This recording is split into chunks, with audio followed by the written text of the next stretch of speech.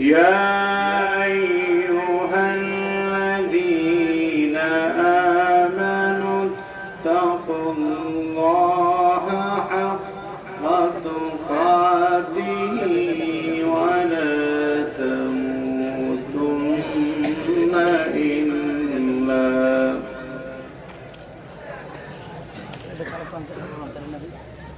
ولا تموتن إلا وأنتم مسلمون.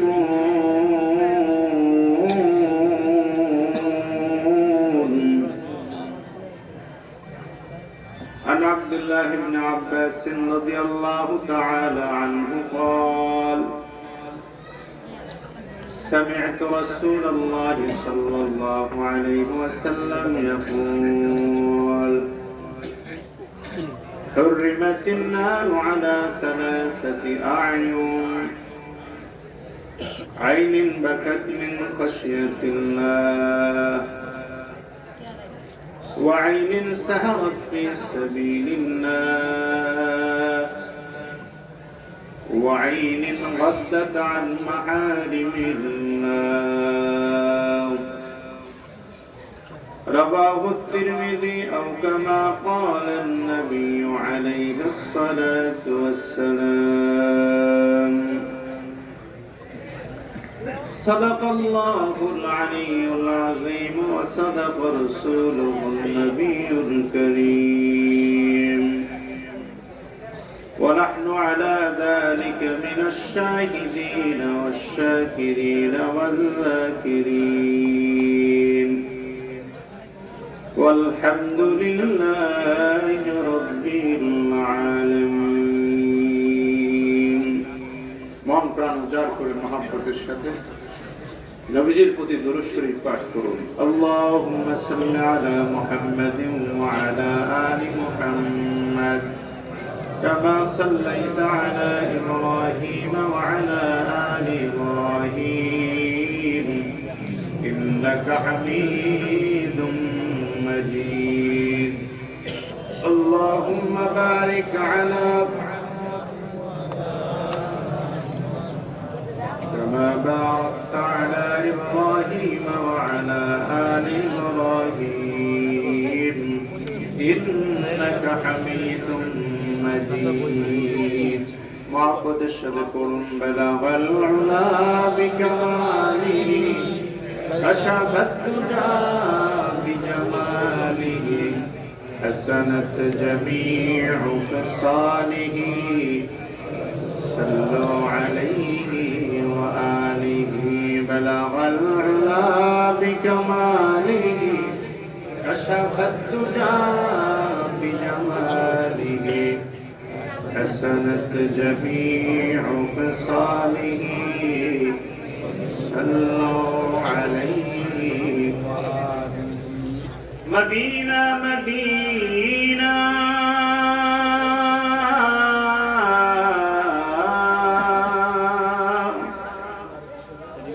عاشقوں کا گنگنا،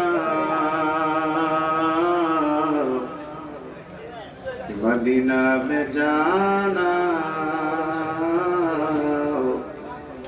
عاشقوں کا تمنا. بلغ العلا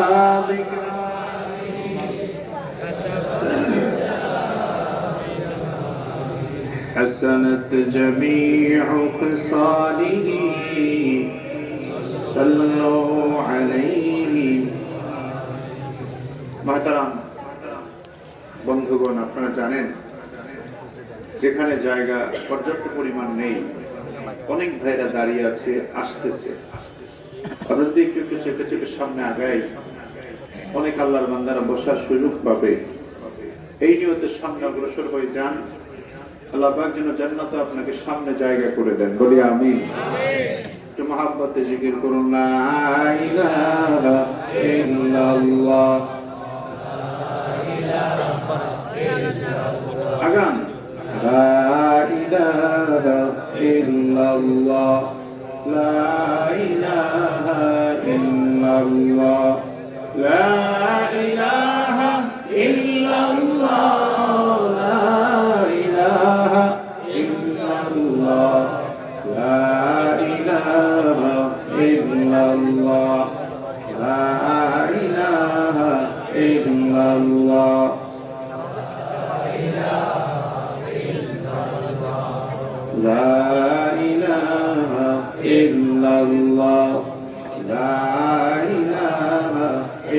ইল্লাল্লাহ লা ইলাহা ইল্লাল্লাহ মুহাম্মাদুর রাসূলুল্লাহ সাল্লাল্লাহু আলাইহি ওয়াসাল্লাম। আলহামদুলিল্লাহ। ঐতিহ্যবাহী বাগর পশ্চিমপাড়া মালাগাজী বাড়ি জামি মসজিদ ও যুব সমাজ কর্তৃক আয়োজিত পঞ্চম বার্ষিক পবিত্র তাফসীরুল কোরআন মাহফিলের অত্যন্ত সুনামধন্য শ্রদ্ধাভাজন সভাপতি জনাব হাজী মোহাম্মদ নুরুল ইসলাম সাহেব, সম্মানিত চেয়ারম্যান, আজকের মাহফিলের সম্মানিত সহসভাপতি জনাব মোহাম্মদ আসগর আলী ব্যাপারী সাহেব, জনাব মোহাম্মদ শাহ আলম মাস্টার সাহেব, আমন্ত্রিত সম্মানিত প্রধান অতিথি, আপনাদের সকলের সুপরিচিত বিশিষ্ট সমাজসেবক জনাব হাজী সরকার মোহাম্মদ দিকুন সাহেব, বিশেষ অতিথি জনাব মোহাম্মদ মফিজুর রহমান সরকার মেম্বার সাহেব, আজকের মাহফিলের আমন্ত্রিত অন্যতম প্রধান মেহমান, সালাতুল মাগরিবের পরে যিনি আলোচনা পেশ করেছেন শেখুল হাদিস আল্লামা মাহবুবুর রহমান আশরাফি সাহেব হাফিজাহুল্লাহ। আজকের মাহফিলের আমন্ত্রিত প্রধান বক্তা যিনি আমার পরে গুরুত্বপূর্ণ আলোচনা আপনাদের সামনে পেশ করবেন, এদেশের তাওহীদি জনতার প্রাণের স্পন্দন, লক্ষ লক্ষ কোটি কোটি যুবকদের চোখের মণি, বিশিষ্ট আলেমে দ্বীন আলহাজ হযরত মাওলানা মুশতাক ফয়জী পীর সাহেব, আল্লাহ তাআলা হুজুরকে হায়াত তাইয়্যিবা দান করুন, সুস্থতার সাথে নিরাপত্তার সাথে আমাদের মাঝে উপস্থিত করে কোরআন এবং সুন্নাহর আলোকে গুরুত্বপূর্ণ নসিহত পেশ করার তৌফিক দান করুন বলি আমিন। আজকের মাহফিলে ইতিপূর্বে গুরুত্বপূর্ণ আলোচনা পেশ করেছেন নন্দিত মুফাসসির কুরআন মুহতারাম হযরত মাওলানা ওমর ফারুক যুক্তিবাদী সাহেব সহ উপস্থিত যুগের শ্রেষ্ঠ সন্তান বহু হযরত উলামায়ে কেরাম, এলাকার আশপাশ থেকে বিভিন্ন জায়গা থেকে আগত ইসলাম প্রিয়, কোরআন প্রিয়, আল্লাহ প্রেমিক, রাসূল প্রেমিক তাওহীদি মুসলমান ভাইয়েরা, সম্মুখপানে সমবেত আমার অত্যন্ত প্রিয় যুবক ও তরুণ বন্ধুরা, পর্দার আড়ালে অবস্থানরত আবেদা সালেহা শ্রদ্ধা সম্মানিত মা ও বোনেরা, মহান আল্লাহ সুবহানাহু ওয়া তাআলার শাহেনশাহী দরবারে শুকরগুজার করছি যে মহান মনিব অত্যন্ত দয়া করে, মায়া করে, মহব্বত করে, ভালোবেসে হাজারো লাখো মানুষ থেকে যাচাই বাছাই করে দুনিয়ার সকল প্রকার গুনাহের পরিবেশ থেকে মুক্ত রেখে আজকের এমন একটি সুন্দর বরকতপূর্ণ জান্নাতি পরিবেশে, জান্নাতি প্যান্ডেলে আসার বসার তৌফিক আমাদেরকে দান করেছেন। আমরা ইচ্ছে করে আসতে পারিনি, আসার তৌফিক আমাদেরকে কে দিয়েছেন? মুসলমানের কণ্ঠে আওয়াজটা দারাজ করে আরেকবার চিৎকার করে বলুন, কে দিয়েছেন? এজন্য সে মহান মুনিবের দরবারে, মাহবুদের দরবারে হৃদয়ের সবটুকু আবেগ, ভালোবাসা, অনুভূতি উজাড় করে শরীরের সমস্ত শক্তিকে একত্রিত করে আকাশ বাতাস মুখরিত করে এমন ভাবে কালিমাতুশ শুকর আদায় করি যেন আমাদের শুকরিয়ার আওয়াজ এই জমিন থেকে আল্লাহ পাকের আরশ আজিম পর্যন্ত পৌঁছে যায়। শরীরের সব শক্তি গলায় নিয়ে চিৎকার করে সকলে পড়ি আলহামদুলিল্লাহ। লক্ষ কোটি দুরূদ ও সালাম আল্লাহর সৃষ্টির প্রধান আকর্ষণ, বিশ্ব সভার সভাপতি, বিশ্ব মানবতার মহান মুক্তির দিশারি, বিশ্ব মানবতার মহান শিক্ষক, ইমামুল আম্বিয়া, সাইয়্যিদুল আম্বিয়া, হাবিবে কিবরিয়া, আশরাফুল আম্বিয়া, নবিয়ুল মুরসালিন, খাতামুন নবিয়্যিন, রাহমাতুল লিল আলামিন, নবীদের নবী, সর্বশ্রেষ্ঠ নবী, বিশ্ব জগতের নবী জনাবে মুহাম্মদুর রাসূলুল্লাহ সাল্লাল্লাহু আলাইহি ওয়াসাল্লাম। মুহতারাম বন্ধুগণ, পবিত্র কোরআনে পাকের 114টি সূরার মধ্যে হতে সিরিয়াল নাম্বার হিসেবে 3 নম্বর সূরা, সূরা আলে ইমরান থেকে 102 নম্বর আয়াতে কারিমা আপনাদের সামনে তেলাওয়াত করেছি। রাসূল পাক সাল্লাল্লাহু আলাইহি ওয়াসাল্লামের পবিত্র জবান থেকে বর্ণিত এক টুকরা হাদিস আপনাদের খিদমতে পেশ করেছি। কথা বলার মতো শক্তি, ইলম, যোগ্যতা, ইস্তেহদাদ আমার নেই। মহান মনিব আল্লাহ পাকের কাছে তৌফিক চাই, আপনাদের সকলের কাছে আন্তরিক পূর্ণ দোয়া চাই রব্বুল আলামিন যেন দয়া করে, মেহেরবানি করে আমাদের বাস্তব জীবনের প্রয়োজনীয় হেদায়েতের উদ্দেশ্যে ইখলাসের সাথে গুরুত্বপূর্ণ প্রয়োজনীয় কিছু কথা সহজ সরল সাবলীল ভাষায় তার গোলামের কণ্ঠ দিয়ে বের করে দেন। সকলে বলুন আমিন। জানতে চাই বন্ধুরা, কোরআনের প্যান্ডেলে আসতে পেরে, বসতে পেরে খুশি না বেজার? এমন একটি সুন্দর পরিবেশে যারা কোরআন এবং সুন্নাহর আলোচনা শোনার সুযোগ আপনাদেরকে করে দিলেন, কোরআন এবং সুন্নাহর কথাগুলি বলার সুযোগ করে দিলেন, হৃদয়ের অন্তঃস্থল থেকে সকলকে আন্তরিক মোবারকবাদ জানাচ্ছি।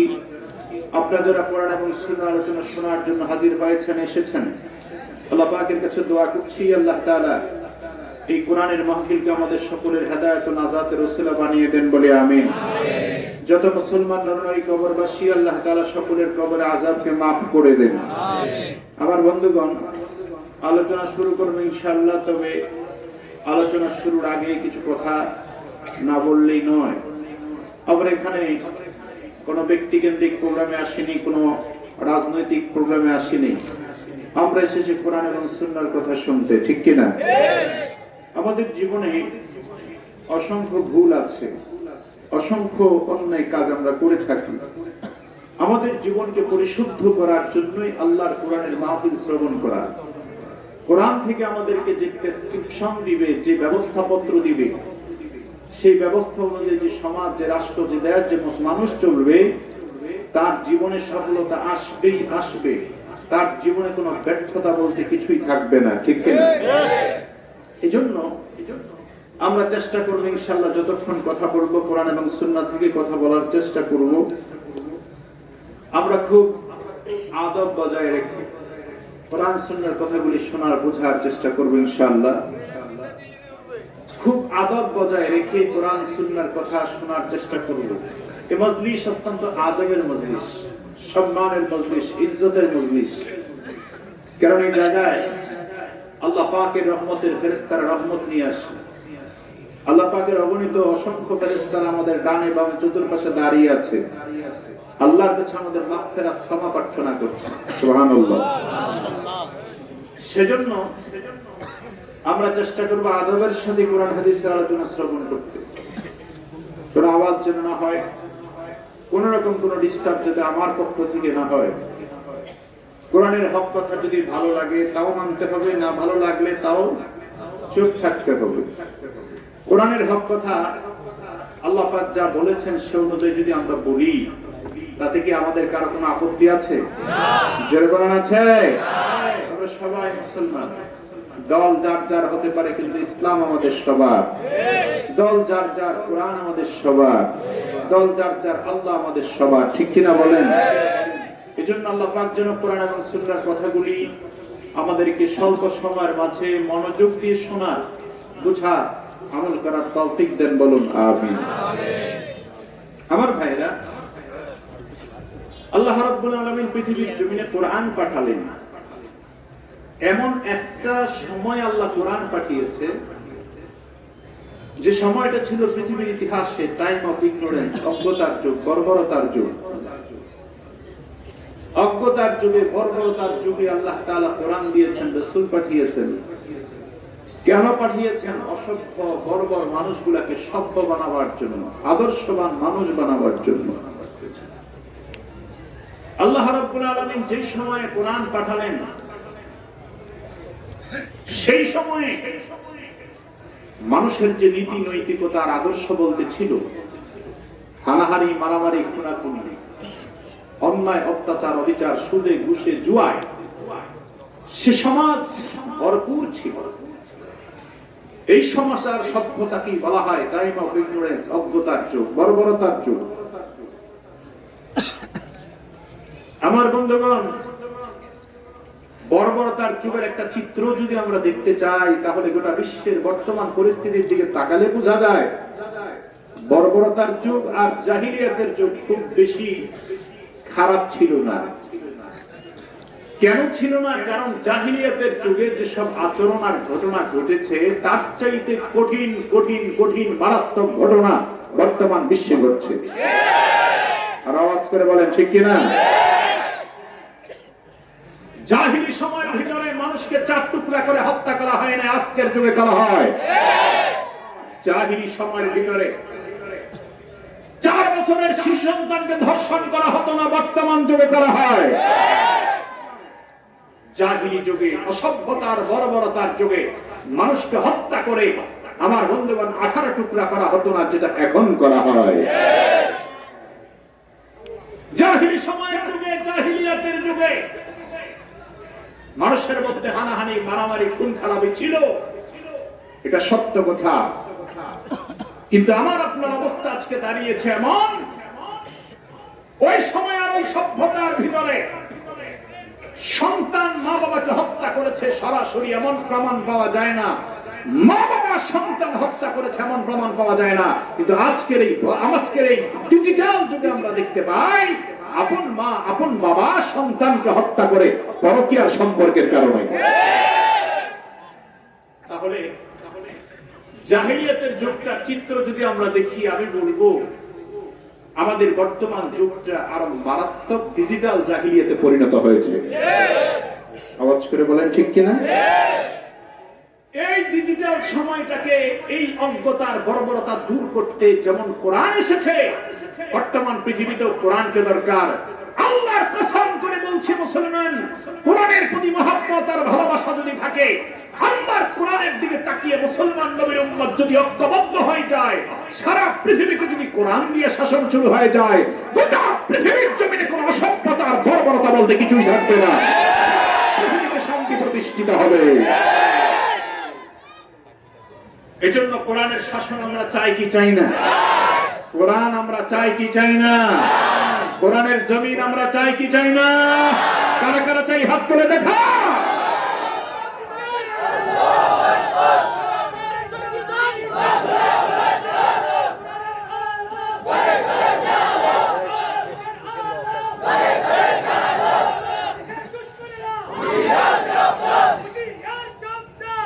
আল্লাহ আমাদের সবাইকে কবুল করুন বলি আমিন। আমার ভাইয়েরা, পৃথিবীতে মানুষের ভুল করার বহু লোক আছে। আজকে আমাদের দেশে বুদ্ধিজীবী নামের কিছু অন্ধজীবী আছে। বুদ্ধির ঠালায় মাথায় চুল থাকে না। আল্লাহ জানে দুনিয়াতে বুদ্ধিজীবী আসবে, কিন্তু কোরআনের ভুল করার ক্ষমতা কারো থাকবে না। সেটা বলেন ঠিক কিনা? কোরআন মানুষকে ডিসিপ্লিন শিখায়, আদব শিখায়। দেখেন, দুনিয়ার কোন প্রোগ্রামে, রাজনৈতিক প্রোগ্রাম বলেন আর গানের অনুষ্ঠান বলেন আর খেলাধুলার অনুষ্ঠান বলেন, সেখানে ম্যানেজ করার জন্য, কন্ট্রোল করার জন্য পুলিশ লাগে, র্যাব লাগে, বিডিআর লাগে, তারপরে চৌকিদার লাগে। হাজার জনতা আপনারা বসে আছেন, আল্লাহর কোরআনের মাহফিলের কথা শুনছেন, একজন চৌকিদারের দরকার হয় না। কোরআন মানুষকে ভদ্রতা শিখায়, কোরআন মানুষকে সভ্যতা শিখায়, কোরআন মানুষকে আদর্শ হতে শিখায়।